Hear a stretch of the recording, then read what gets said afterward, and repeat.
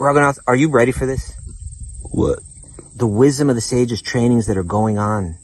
Where? At the Eco Village, the Govardhan Eco Village in India. Why? To totally transform your life spiritually. Who? You, me, Radha Swami's going to be there. Other great teachers are going to be there. Lots of cool people. How? You go to wisdomofthesages.com/events. You find all the information there. Haribo. Om Namo Bhagavate Vasudevaya. Om Namo Bhagavate Vasudevaya. Om Namo Bhagavate Vasudevaya.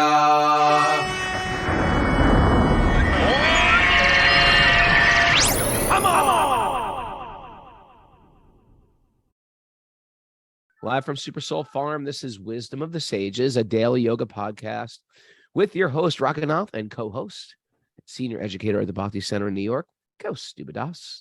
Welcome to the show, everybody. Welcome to Wednesday's study of the Srimad Bhagavatam. And we made it back to the farm from our California adventures. That was fun, wasn't it? We all went to California together. It's a whole nother world, California, isn't it? It's different. It's different. It's different. Yeah. Met a lot of cool devotees. I met a lot of others and Zoomers. Met Scott Stalder and family. Beautiful family. Yamuna Jelly was there. She gave me some goodies. And who else did we meet there? Leslie Venti. Leslie Venti was there. I know I'm going to forget somebody and feel horrible about it. Stuba, did you have any highlights of California? Highlights. No, I mean the entire thing was nice. I suppose the highlight was meeting people that we hadn't met before, getting back together with people. You know? Yeah. Was it nude bathing at Harbin Hot Springs? I wasn't there. Why's your mind I'm go so there? glad you didn't come. I would have felt awkward having you there. Not that You make it sound like I'm someone. I would cramp your style or something. What's going No, on? no. I just don't want to see. I don't want to. You don't want me to have to see that? A bunch of naked people. That would in hurt my you. presence. I didn't. Yes. I don't understand that. I don't know. I think me and Mara were the only clothed people in the place. Right, Mara? That just hit me. Yeah, we were. We were the only ones who had clothes on. Okay. It's Wednesday today. Where's our walk on Wednesday? Save it up for tomorrow. Yeah, we're gonna do that tomorrow because we're gonna have Genevieve. We're gonna do the big drawing to win tickets. We're gonna do that tomorrow. So that's why don't exciting. we We're not giving people them a trivia question or a Jeopardy type of question. No. It's just like a drawing. Yeah. And Mara, I think we should really make people jump higher. Well, we're not just writing their name in. But Mara, you want to tell people how they can write their name in if this is their last chance now, right? Yeah, if they want to win a pair of tickets to Genevieve concerts, they can write to officialgenevieve@gmail.com and let them know what city you're in. All right. Isn't it weird that anybody could just take your name and make an email address out of it? Kastuba Das, wisdom of the sages @gmail.com. I could do that. All right, go for it. Knock yourself out. You just take emails. Like you should at least have to prove you're that person. People do that with me because of from the hardcore scene. They'll like make an Instagram account and call it Ray Capo. Yeah, I don't like that. Is it kind of like some kind of fan page or something? It's sort of fanny, but they pretend, or sometimes they'll just pretend they're you. But they're fans. Fans are weird because where are we going here? Where are we going? This has nothing to do with anything right now. I'm just having a conversation with you because I like you. I like you too, Raghunath. I like you too. But there is a certain topic. We've got announcements and we got nuggets, right? Yeah, I have a couple more announcements. We have a Bhakti Recovery Group meetings at 1 and 9:30 p.m. Eastern time today. And then this evening at 6:30 p.m., Lisa Bermudez is doing an essential oils class for sleep, stress, and emotions for our Patreon members at 6:30. Sleep, stress, sleep right through emotions. that class. All right, now we got a nugget today, Raghunath. We're on a Richard Rohr week. That's a Rohr. tongue twister right there. Richard Rohr week. Oh man, Richard Rohr week. Remind me tomorrow. My 8-year-old's got these great tongue twisters. I went to bed doing tongue twisters last night. But Richard Rohr. Say it 3 times. Okay, no, you say Richard Rohr week. Richard Rohr week. Okay. Here's a good nugget today, right? Yeah, I like it. Has a lot to do with Krishna consciousness. I love to find these parallels. Egoic consciousness is the one we all normally operate with until we are told there is something else. Every culture teaches egoic consciousness in different ways.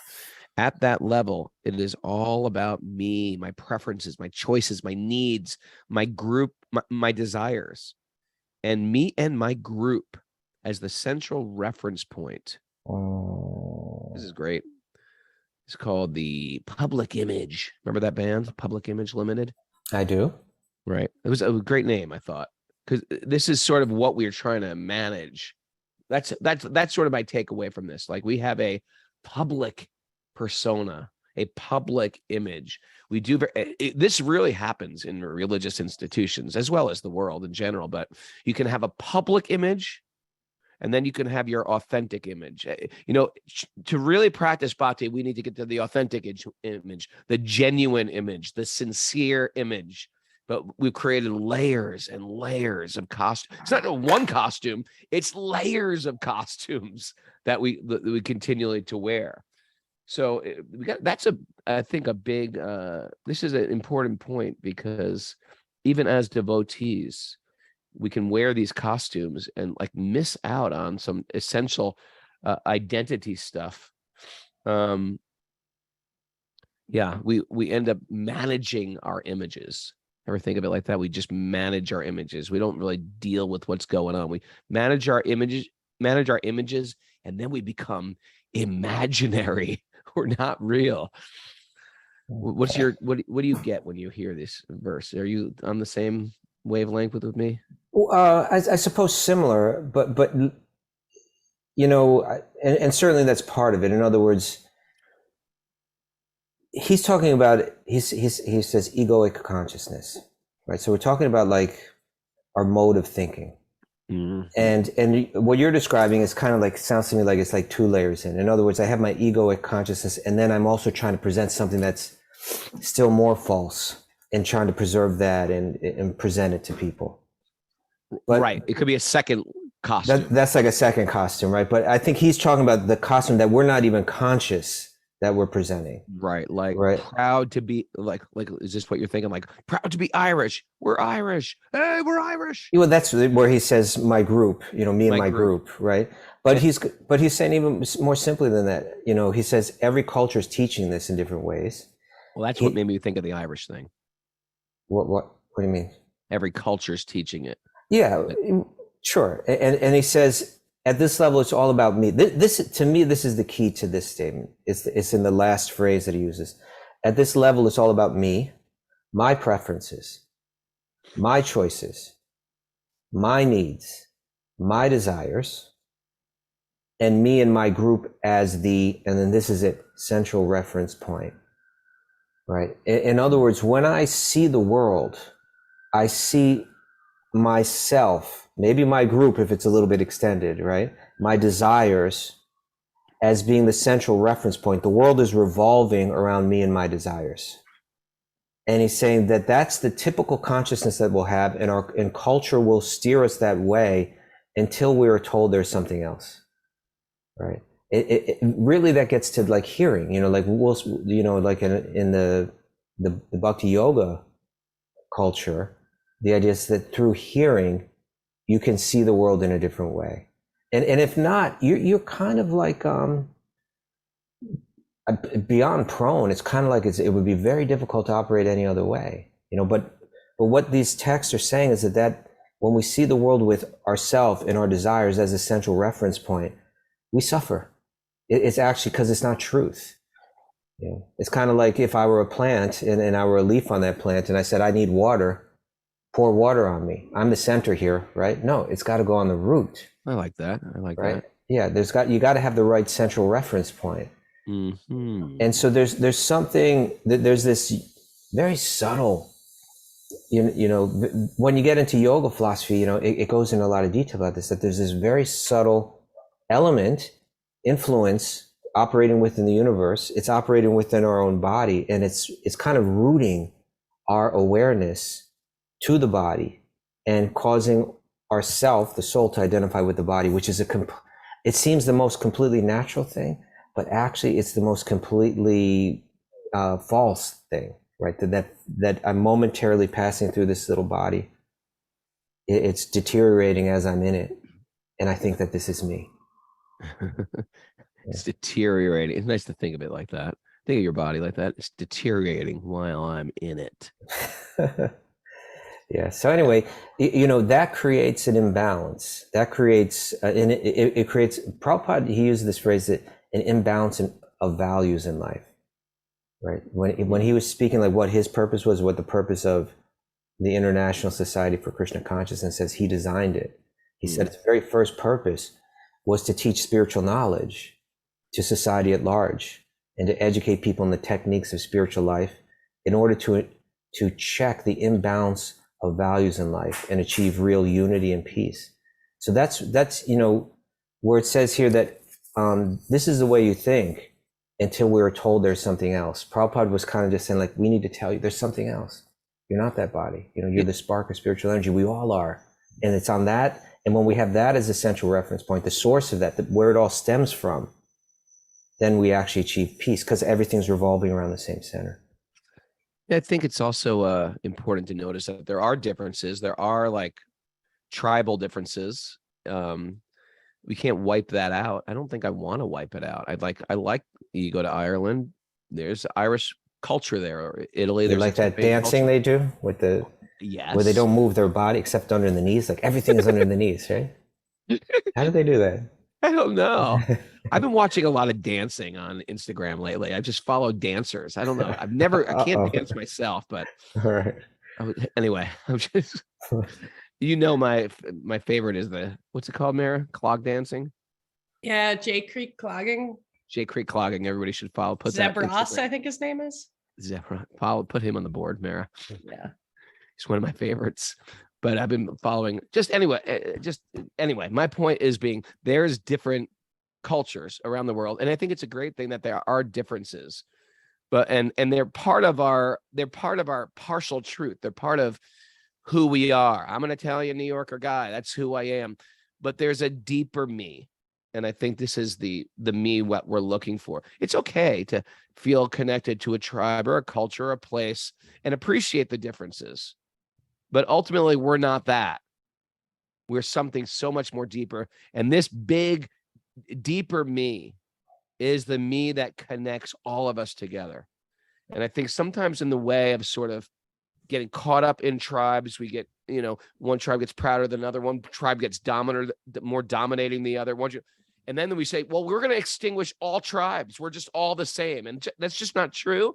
And I don't want it to be true. I like the variety of life. I think that's why people travel to cities, so they can have Korean food and Chinese food and Mexican food and Indian food. I think there's something beautiful about a culture that's not homogenous.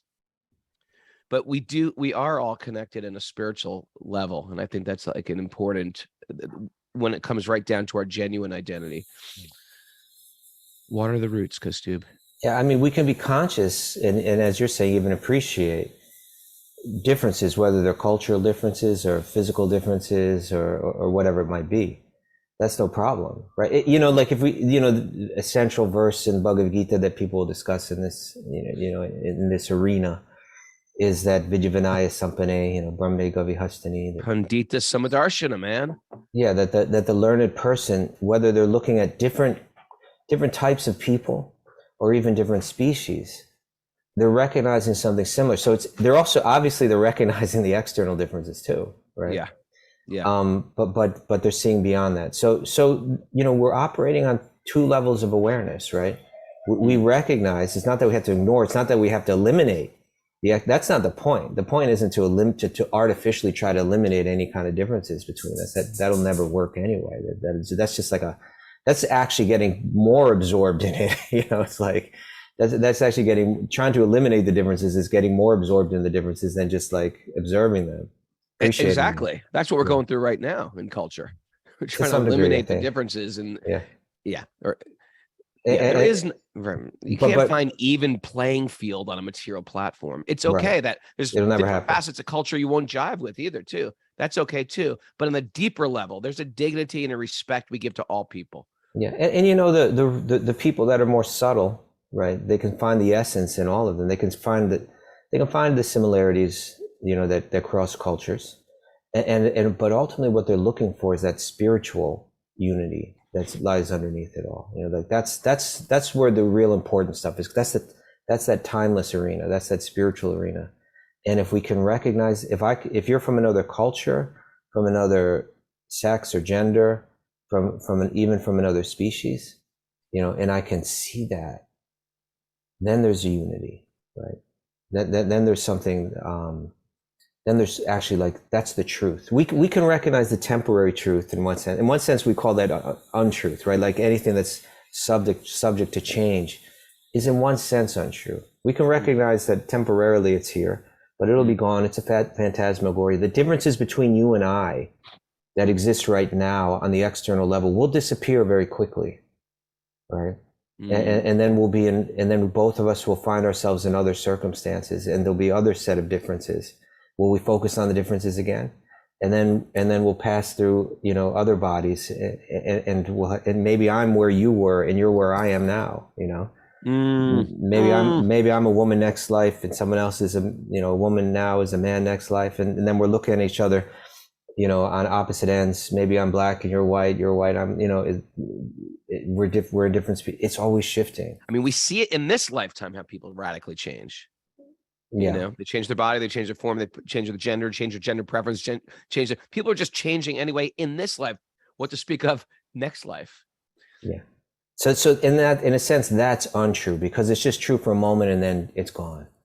Sure. So the pandita, the wiser people, they get the spiritual unity that we all share, and they also get where it stems from.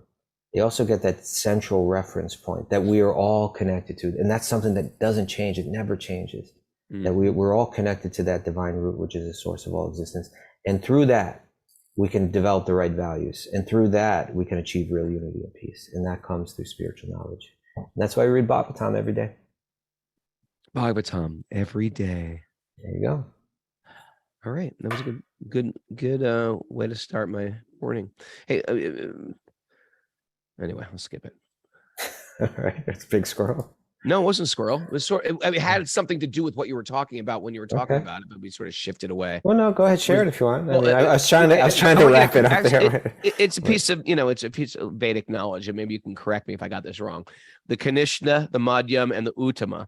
Yeah. And you can correct me if I get this wrong, but the Kanishta Adhikari, right? The beginner, people pretty new to bhakti. They understand God in the temple, but they don't understand God is in every being. So this is sort of like a base understanding. Usually goes with a little bit of fanaticism in there, where God is in the temple, God is the deity, but I'm not treating everybody else as if they are, part of God. Yeah. I make a lot of distinctions. And the Madhyam is the one who actually understands God is in the temple, but actually, they have a little bit more vision that God is in each person, but they still make like sort of distinctions between like friends and enemies and or they make distinctions between like how spiritually advanced someone is. Right. Like you're not that advanced. Like let me associate with you in this way, let me associate with you in that way. They're recognizing external differences, but they're treating everyone with respect. Okay. Right. And the Uttam Adhikari, the highest qualification, is the person that's actually just like, they're just like lost in Braj, just like walking around thinking everyone is a pure devotee. They're seeing people for what actually they are. Yeah. Everybody is a pure devotee.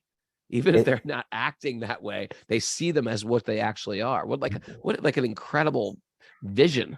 Very otherworldly vision. Yeah. right? Very otherworldly. And it says that the people that have that vision, when they want to help people here, they kind of begin to operate on that middle level, because that otherworldly vision is just kind of, I suppose, in a sense, impractical, like on the material level. It's a little impractical meets a little practical too, to see people as this very, very high, to get, because you're treating people on a regular basis. On the practical level, you see that, but you operate on the material, in a practical way in the material realm. Right. And on that full Uttama level, you're not only seeing it, but you're operating completely otherworldly. So why was I bringing that up? What did it have to do with what you were saying? I suppose it had to do because that kanishta, that beginner's attitude, this is what turns people off to spiritual, let's say religion, right? Yeah. That although I'm claiming, to have this deep spiritual, eternal kind of connection, it's not manifesting in the way that I see people. Right. It's back in that. And when you hear Richard Rohr speak about this, he's a member of the Catholic Church, right? Just through reading his quotes and so on, I was kind of getting some of his kind of mood or his vision, and a lot of what he's saying is like, if you look at what Jesus was teaching and you look at the average Christian, they're so far out of touch with it. It's like they're not even engaging with what he was really teaching. They've accepted a religion. They've accepted going to church on Sundays. They've accepted certain externals. And that's just the very beginning step. It's the Kanishta platform, right? It's just like, and that me consciousness, that me and my group, that's all that I'm really concerned with. So the Madhya, and what our teachers say, like in our tradition, is that when you're on that beginning platform where you identify with a particular religion, you do your particular rituals, but you're not seeing very deeply. You're not seeing God in every living being, and therefore you're not respecting every living being. When you're practicing your whatever religious or spiritual practices in that consciousness, they don't sink in very deep. You're not very, you're incapable of absorbing the transformative effect of that very deeply. But when you get to that Madhyam platform, where you begin to respect everyone, the practices become very powerful, right? They become very transformational. And so in one sense, like if you take a human life of, this chunk of years, if by the time you're hitting, like your 50s or your 60s or something, you could get to that Madhyam platform, even that, like you stand a good chance of like really getting somewhere by the end of your life, Getting to Madhyam. Yeah, a lot of our challenges. My book, Getting to Madhyam. Getting to Madhyam. My journey to the Madhyam platform, right? Yeah, if you could get there, then it starts. If you meet someone that's really there, they're special, They're special. They're seeing people in another way, and I believe that from that point, getting to Uttama is not necessarily such a. That's my sequel. Great leap. Getting to Uttama around the bend. Okay. Yeah. 10 feet from Uttama. Yeah. Don't miss the turn. Right. All right, we're ready to. I want it, Kastuba. I want it. Do you want it? I'm gonna be like your coach, like you. But I don't want enough. Like it's true. Trainer at the gym. We do need. You gotta go, Kastuba. Come on. That's what we do need. That we do need that. In a sense, we do need that trainer. Say, hey, come on, let's stay focused on this. Let's not get lazy. Get up out of bed. Keep reflecting. Keep practicing. Keep reflecting on the truth. We need those type of friends. Yeah. Right. Keeping it high, making us jump high. Come on, Mara. This is kind of a squirrel, Ragnar, but it's related. So, we say that the way that this practice works is we're hearing. Ideally we're hearing on a daily basis, so that it doesn't just slip away and get flooded out by materialistic, experience. So we're reflecting every day. We're hearing every day, and then we're reflecting as we go through the day. Right. And you get put through challenges. Even the little challenges can be like growing experiences. Right. So I had this experience, when I left California, right? I love when Kostuba preempts it with, this isn't a squirrel. This is actually tied into It's not, it's totally tied in. He doesn't want to be called out. No, you Squirrel boy. like, what were you talking about earlier? They had like, you have websites that have your name. That had nothing to do with anything we're talking about here. This does. Talking, man. Okay, this is tied in. Okay, yeah, that's my point. Exactly. So this make some small talk with you. I like you. I know, but I don't know. There's other people that are listening here too. but sometimes I forget there's people listening to. Right. So I got dropped off at the airport the other morning, right? Oh yeah, that's when those panic phone calls came in from but no, it wasn't panic, Raghunath, and that's my point, right? By the sorry. grace of people like you, like sharing with me and all that, I got to the airport. I never seen anything like this. Like, I think this terminal has like several kind of security checkpoints, but there's only one was operating. Okay. And, so I got there, I was like, whoa, like that's a really long line. And I walked all the way to the end of the line, and then you see it opens up to more, and it's like double. I was like, it was like another 100 yards of a line or more. And then I got to the end of that, and it was still more. And did you take my advice? What? I said sneak forward. Sneak. The TSA. Oh no, what I did. So this is what, and it's funny. I saw Kumari in the line. Oh. Yeah, she was there, and I was like, "Can you believe this?" She's like, "I already missed my flight." Oh, she. And this line was like so. It was so. It was almost surreal how long this line, and that when you'd get to the end of it, it would open up, and there was, again, as far as you could see, the line was continuing. It was like, is this a dream? Is this some kind? Is this? But I was able to just kind of like let go and just say, all right, I may not be getting on my flight today, right? And I stood in that line. At a certain point, I realized that this ain't gonna work, And so then I just, I did do what you suggested. Like I went and found some airport person, and they said, yeah, no, you got to just wait. I said, like, if my flight's going soon, like, are you taking people up front or anything like that? He says, no, it's like a lot of people are like in that position here. Oh. And so then as I was walking away, he said, or, you could go to the other terminal and go in that way and then walk all the way back once you're inside. So I went and did that, and I just made it. Yeah, I just made my flight. By the grace of God. But where are you going with this story, Squirrel Boy? The reflection, Raghunath, the reflection. In other words, I kind of realized I cannot control this circumstance at all, right? Even when I'm in that second line, I'm just like, it's still a pretty long line, and the time is ticking away. If I make this flight, I did kind of have some certain kind of like confidence, like that Krishna's going to get me there, But if he doesn't, what can I do? Like, what can I do? And when it's a silly little thing, it's a little detail in life, but it is an opportunity to practice, and it's so easy. I think most people are frustrated and disturbed and angry and resentful in that situation. Yeah, me. But I understand. And what it does is it helps you practice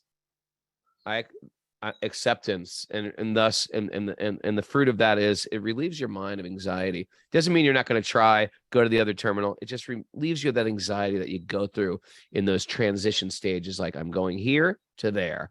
And with that comes a lot of anxiety in general. How can I best deal with anxiety? And it speaks to what Richard Rohr is saying. It's like, when I'm seeing my desires as the central reference point, I'm going to be disturbed because the world does not revolve around that point. Right? It's a false central reference point. Right? If I see, like, ultimately I'm a servant of God, and this whole world is moving in God's, by God's plan, and I'm able to make my own plans, the more that I'm trying to make them in harmony with that, the more smooth my life goes. I can be peaceful, right? And without that, I'm going to be disturbed. I'm going to be frustrated. And you look at that whole airport and you just see, it's just one huge hive of frustration. It's just like, there's like thousands of people here, and everybody's got a disturbed mind. A lot of spiritual lessons in that airport. Yeah, that's true. Me and Mara got our ego smashed when we tried to get in the United Lounge. We're like, hello, I have 2 United Lounge passes right here. It's in my app. And they were like, oh, really? Are you flying United today? Let's see your boarding pass. I was like, Well, we are not flying United today, but I have these lounge passes. Oh, I'm sorry, sir. You're going to, after going through the labyrinth of getting to the United Lounge, they just going through the secret elevator, through a secret door, and then you could see everybody behind, like enjoying the lounge. They're like, Supposedly, right? Once you get there, they're it's like dancing and waltzing and eating fine prasad behind the glass. I was like, let me in. I have the passes. I am sorry. You're flying Frontier. You're not welcome in our United Lounge. Go back. back Go down. back to hell. Right. That's the world. That's the world we live in. That's a micro of the world that we live in. Yes. Okay. Let's get on with the Srimad Bhagavatam. Okay. Narayanam namaskrityanam chaiva narotamam devim saraswatim yasam chato jayam mudirayat. Before reciting the Srimad Bhagavatam, which is our very means of conquest, one should offer respectful obeisances to the Supreme Lord, Narayan. Unto Narayan Rishi, the supermost human being, unto Mother Saraswati, the goddess of learning, and to Srila Vyasadeva, the author. Nasta prayeshu badreshu nityam bhagavat sevaya bhagavati utama sloke bhaktir bhavati naishtiki. By regular attendance in classes in the Bhagavatam and by rendering service to the pure devotee, all that is troublesome to the heart will become eradicated. And loving service to the Supreme Lord, who is praised with transcendental songs, will be established as an irrevocable fact. Om Jnana Timarandasya Jnananjana Salakaya Chaksurun Milatam Yena Tasmai Shri Gurave Namaha. I was born in the darkness of ignorance. My teachers are opening my eyes with a torchlight of knowledge. I offer my obeisances at their lotus feet. Mara? Reading from Canto 4, Chapter 25, Text 40. Okay. Now you know what's going on now, Ragana? You know what was great at chant camp? No, there we go. No, I'm just saying. It It was that great. play, that Ramayan play they did. It was beautiful. That was. My God. It I was wanted beautiful. to cry. I love dramas. I've I had want to be, anybody want to do a drama with me? Drama is an important part of the Bhakti Yoga culture. Very important. And not only like for the viewer, but for the cast as well. It's like it's a way to go deep into meditation. It's a type of meditation where you're putting yourself into Sita's position or Vibhishan's position or Embodying Ravana's that. position. And you like embody these archetypes, Yeah. and yeah, it's beautiful. I got an idea from that, Ragnar. You know what was my favorite part of that drama? So there was a drama going on, but it had a narrator, and the narrator was Valmiki, right? So like the sage Valmiki who wrote the Ramayana, he's the narrator of the drama, and he would speak and kind of set the scenes, and then it would switch to the actors, doing that. And then when it was time for the next scene, it would switch back to Valmiki as the narrator. And he was speaking in poetry, right? Like he was rhyming. And I thought it was just beautiful poetry. I thought it was, I love those, It was really good. It was really good. And I got an idea as I was watching that right now. You ready? Hit me. So some weeks back I shared with, and by the way, I should apologize. Some people wrote in. I'll try to get back to you today. Some people wrote. I did that children's presentation about bhakti, and I had a slideshow, right? What, you like it when I talk about children? I like when you talk like Kostu with it. What is it? I don't know what. I know children in the world too. I engage with them. So I had written up this presentation of bhakti for children with slides, and people like adults like it too, right? They want it for the children, but like it kind of just is like simple enough that it's like easy to get for adults too. And because there's like so much positive response to it, I reached out. I reached out to get I thought they'd want to publish it as a children's book, right? Why not expand it a bit and publish it as a children's book? And so I reached out to Saragrahi. Is she here today? Saragrahi? I don't think so. She's a regular Zoomer. And she does beautiful beautiful art, kind of like with a children's twist to it. Yeah, kind of like children's art. And I said, hey, you want to do a book together? And she was like, oh yeah, let's do it, And then when I saw that, I said, actually, this book should have a narrator and it should be written in rhyme. Ooh. So I want to try to go back at it now and write it like it's poetry. Oh, that's a good idea. I think it'd be nice, right? And that she drew the character for our logo that we had on our that we have for our tote bag that everyone got in Italy at our Italy retreat. Yes, And it's kind of the Wisdom of the Sages logo, but done in her kind of cartoonish style. I said that could be the narrator right there, right? There you go. I think it would be nice. I did love that drama. It was great. All right. Sorry, I didn't mean to scroll you off there. Okay, so we're on text. What was it, Mary? X 25, 40. No, So- 40. Text 40. So we're back in our allegory.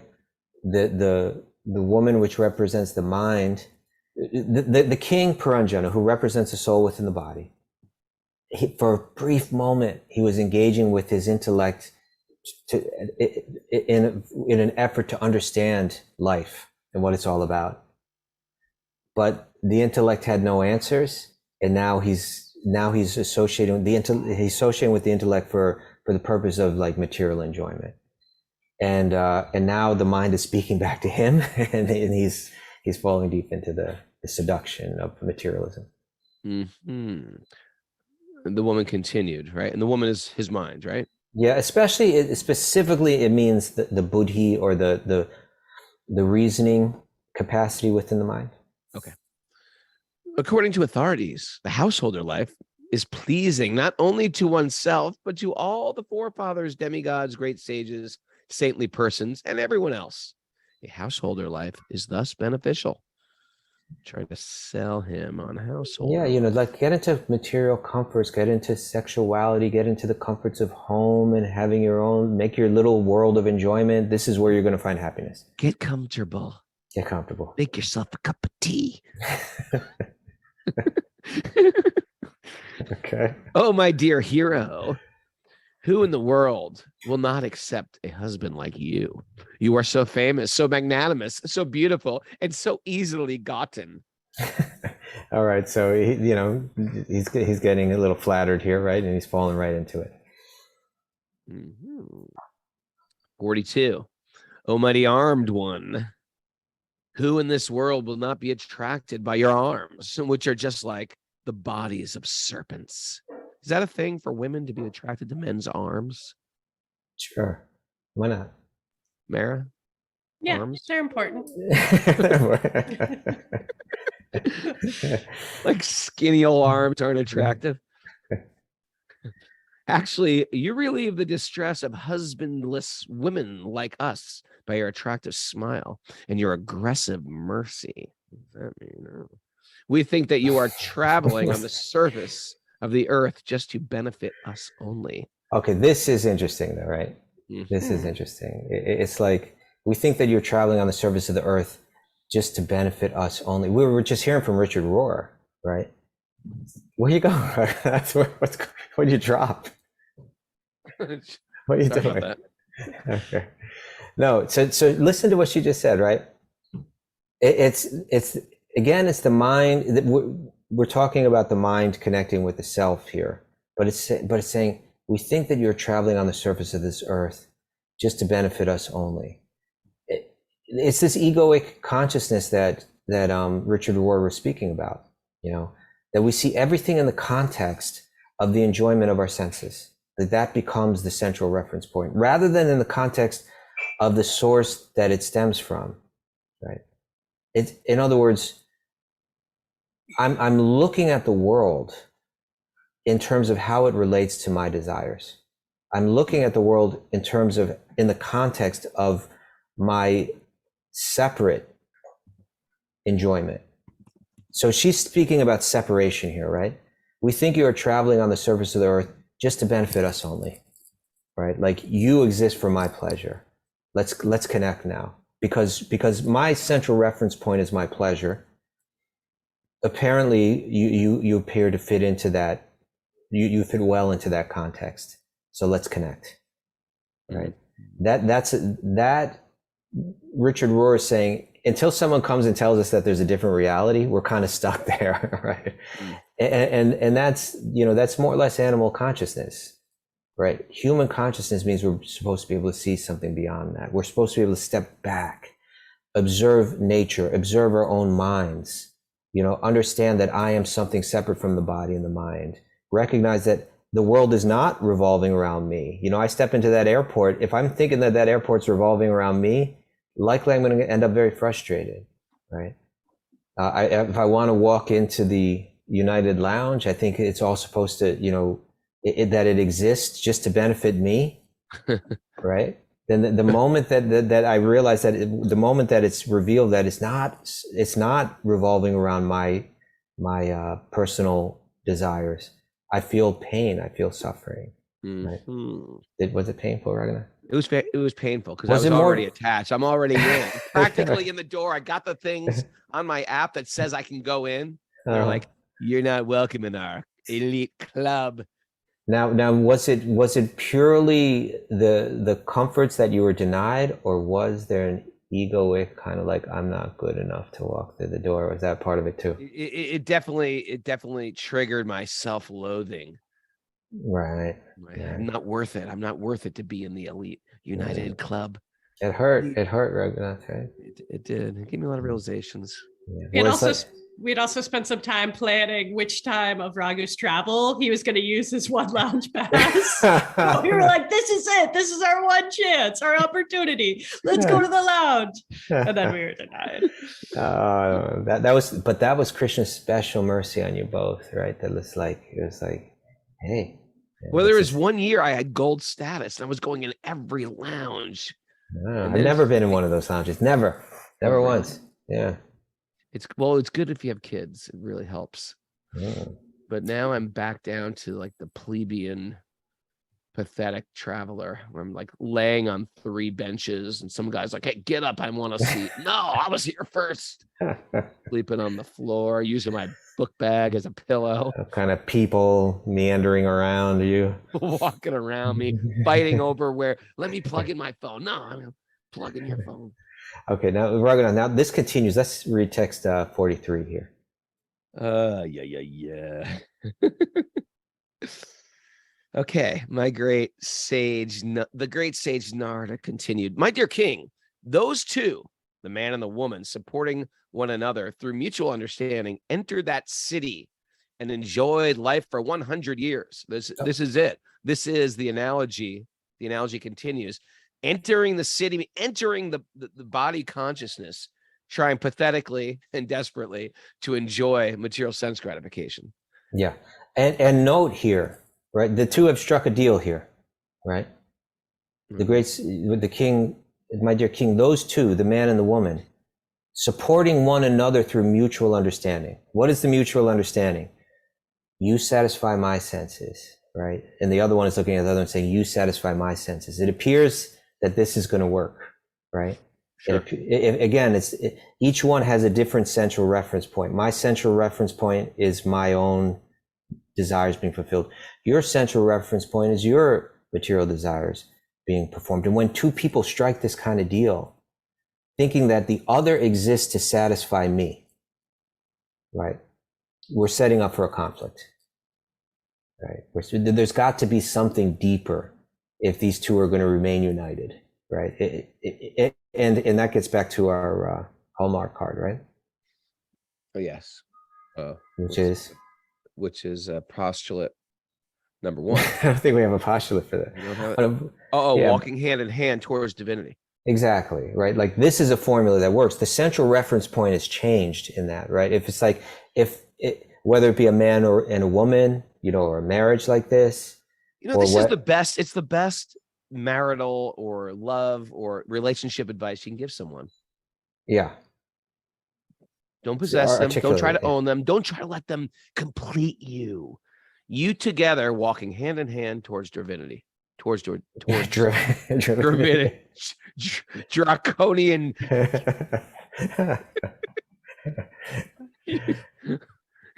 Hand in hand walking towards Dracula. Close, but not quite. So that's that again, until we're told something different, we're going to be prone to kind of say so much suffering in this world right now. All our love goes out to everybody in Florida that's listening. There's got some people here today. They're dealing with the hurricane. Okay. Just thought I'd share that. All our love and in the middle of my sentence. Yeah, right. Sorry. No, but the point that it's making is we cause ourselves so much suffering. We're not stepping back and trying to recognize why am I suffering, right? Maybe my formula, maybe my attitude, maybe my conceptions are kind of steering me down that road, and again and again, right? There's a lot of people, my life was relatively simple, Raghunath, in the sense that, by the time I was 21 years, at 21, I dropped all romantic relationships, right? Because that's where people especially are searching for happiness, right? Yeah. So as a teenager, there's a little this and that, but it wasn't serious, right? Right. It wasn't like I was looking for like some permanent happiness through it, right? Like some kind of long range life plan. And then at age 21, I became a monk for the next 13 years. And then after that, it was just one relationship, right? Like one, I got married and that was it. But I see a lot of people, they go through, relationship after relationship. It's exhausting. And I hear that from them, right? It's like you invest so much, right? In this And culture will relationship. tell you, like, culture will, reflect back to you, Kostuba, and that path. We're like, oh, what a boring life without any adventure. But you had plenty of adventure. Sure. But just with that type of simplicity, you had just peace of mind. Look at your mind. I'm looking at your face right now. Through your face, I see your mind. Quite peaceful. How crazy is it? but even like, it's not that everyone has to become a monk, like their whole, like, youth or whatever. My point, which is certainly one way to go, but for me that was a training, right? Like, it was beginning to train, but it was through hearing. But like my point is that if we have a different conception of what this relationship is, right? Mm-hmm. If we're not stuck in what Richard Rohr was identifying, as that egoic consciousness. Even you say like that egoic, I think our mind first goes to like someone who we think is like an egomaniac or something like that, right? Right. Like you think like David Lee Roth or something like that, I always thought he was an ego. That's why I hated rock and roll. Okay, because too many big egos. David Lee Roth. Okay, so when we hear that word like ego consciousness, like we might think like, oh, some like egomaniac, but it doesn't necessarily mean like the egomaniac. It just means that when I see, it means what he was saying, right? Like when we view the world in this context of it's revolving around my desires. And so then when I think about a relationship, I think like, how will this relationship satisfy my material desires? When my material desires are being satisfied, I'm into this relationship. It's a good relationship. But because we have two separate reference points, is they don't always coincide with each other. My desires, when our desires are coinciding with each other, it seems great, right? Like this relationship is fantastic, right?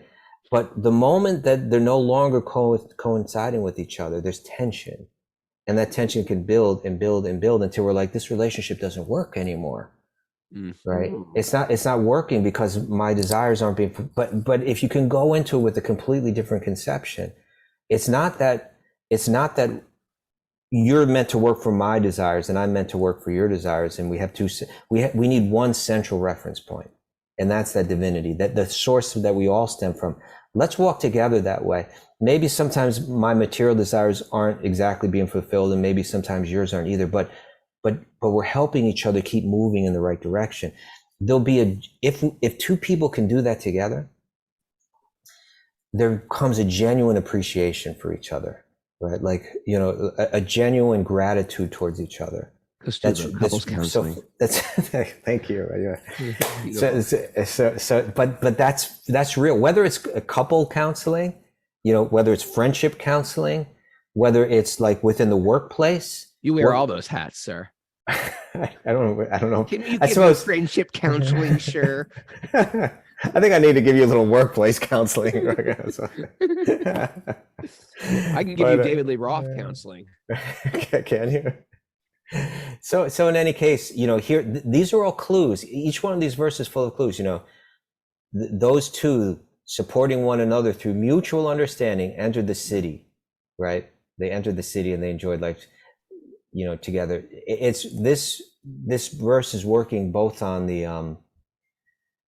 allegorical level as well as like on the more like I don't know what you call it, but like, in other words, it relates. This is talking about human relationships in the allegory. There's truth and value in it there, and it's also talking on that metaphysical level, the relationship between the self and the mind. Beautiful, beautiful topic today, and of course you tied in the nugget with the nugget just tied right in. So you know what's interesting? If people, there are a demographic of Wisdom of Sages listeners who are always like, when are you going to just start the Bhagavatam? But the fact is, if you were to take the nugget section and put it in the middle after the Bhagavatam, it would all tie in. Like it's part of the purport. Right. That's right. It's just the way we get stop started. your complaining. Stop. Are people complaining to you? Well, occasionally you get somebody writing on the board. Okay. Sometimes it's me. Maybe it's me that you're annoyed with. Mara, do you even know who David Lee Roth is? I do. You do. Yeah. You were like Van Halen was like my first cassette tape that I ever had. Oh, you ate one too? Mara in 8th grade. Get out. 8th grade, Mara. Okay, now we got to ask some more personal questions. Oh, no. I think it's time for takeaways. Did you love him? David Lee Roth? No. Or did you have a crush on David Lee Roth? It was Eddie that you were into. Tell the truth. I think it's time for takeaways. Okay. Takeaway number 1: Mara was in love with David Lee Roth. I was in love with I was in love with Valerie Bertinelli.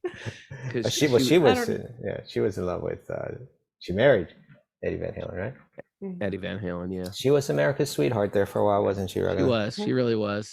But then time comes and becomes someone else, right?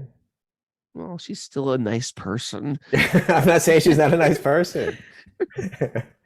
Okay. Valerie Bertinelli. It's so funny. All right. Okay. What are our takeaways today, Mara? We need to find our authentic, sincere image. David Lee Roth. Whatever she says for takeaway, add of David Lee Roth. Well, no, hold it. We got to apologize now because Greg DeGasu has shared some important David Lee Roth fun facts with us here on the chat board. I knew he would know these things. He's a state licensed emergency medical technician in New York. In 2012, he said, I probably have over 200 911 calls on my ticket in the last 6 years alone. I live a very different life away from music. He's a martial artist and has been training in Kenjutsu since he was 12 years old. And he also practiced Brazilian Jiu-Jitsu. And you know what? tempo. I got a feeling I might even like David Lee Roth. I got a feeling deep down, all of his like ego, living in the ego stuff, it probably helped. Crying out for help. That's what that was. Well, he was just sort of like exhausting it, and he probably has a lot of deep realization. We should get him on the show. Slow down. He's probably very approachable nowadays. Slow down. I was in the room with David Lee Roth once. Where? Yeah. Remember when Kalia Krishna had a restaurant called Radha on the Lower East Side? Yes. He was living on the Lower East Side. And David Lee. And he, before the restaurant was open, I was in there kind of like, like when you start a restaurant, you invite some friends over and you kind of had like have a tryout night. Like a soft opening? Soft opening, yeah. Soft opening? Well, he kind of wandered in there just by chance. What was he wearing? I don't even remember. Regular clothing? Or like big I hardly noticed bottoms? him. It may have been even Cleve said, yo, that's David Lee Roth. I said, what? And, but he told David Lee that this is just a soft opening. So it's like, we're not really open yet, but if you want to sit down and come in here and have something. But then he kind of like complained. It was like, well, dude, why are you complaining? It's like, we told you, it's not like, we're not open yet. But anyway, but that being said, David Lee Roth was complaining. Yeah. Don't hold him to that. I'm not holding him to that. That's Greg DeGasu. Sometimes people have hard days. Greg DeGasu opened my mind up to the spiritual truth that deep down, even though externally he may have like an obnoxious outer shell. Sure. Deep down, he's a beautiful, loving soul like everyone else. And you can see probably that those 9/11 emergency calls that he does. Yeah. They probably have much more meaning to him in life, right? Than like he's all of that rock and rolling. Girls. Was that a David Lee Roth song? I don't believe so. No, come on. Is that what you come up with when you come with Van Halen? Like that's what you got? I think that's like Motley Crue or something like that. Oh, all right, whatever. Everyone's like, yeah, Monica. I never listened to that music. All right, Merrick, I didn't continue either. the takeaways.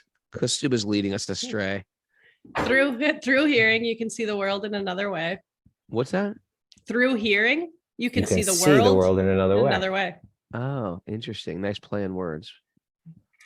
My body is deteriorating while I'm in it. Yeah. Mhm. There's no even playing field in the material world. No. Don't even try. I mean, you can try to a certain degree. You want to try to make sure everyone's okay, but you can't fully even it out. Align your plans with God's plans. I don't even remember talking about that, but yes. Yes, When your desires are the central reference point, you'll suffer. you will. Yeah, makes a lousy t-shirt, but that is the truth. Fans are weird. Fans are weird.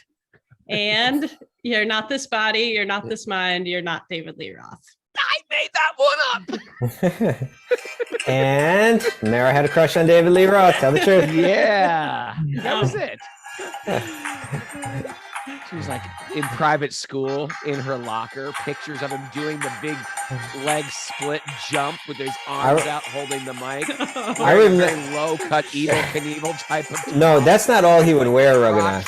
Because no. I remember once when I was in high school, I told you I was in that weird program where like I wasn't in like the regular high school. They put me in ROTC. No, they put me in like this group 3 trailer in the back of the school. Group 3 for the slow learners. And we were supposed to learn like in work settings. Oh. And so I had this opportunity. Yeah, and so this other girl that was in that program, she had a car. We would drive to this college radio station. Ooh. And so we're talking to the guy that ran the college radio station. It's kind of like a rock and roll guy, you know. Oh yeah. And she had just seen Van Halen the night before, right? Like I was like this little punk. She was like this little heavy metal girl, right? and he said, "Oh, you saw David Lee?" I think they were both there at that concert the previous night. Oh. And David Lee Roth was wearing like pants that had like had no ass in the back, right? Like he was like entirely exposed, you know. You ever see those ones, Mara? And, come on, man, I told you. And then he asked, and he looked at her and said, like, "Were you into that?" or something like that. Like in his mind, like how could any like that was just so undignified and like he was just like and she just like kind of blushed. Let's put it that way. You know what? I'm ready to read a biography of David Lee Roth. I'm ready to go there. I'm gonna check if there's any on Audible. I think there may be better ways to. The guy's probably got a lot of realization. Between Maybe martial not. arts and being an EMT and being world famous and then losing all your fame. Well, he did walking around the Lower East Side. He did Joe Rogan. He did Joe Rogan. You could check that out, right? He did Joe Rogan. Yeah. Oh, I'm gonna search that out today. I gotta go make lunch for the kiddies. All right. Let's keep this real.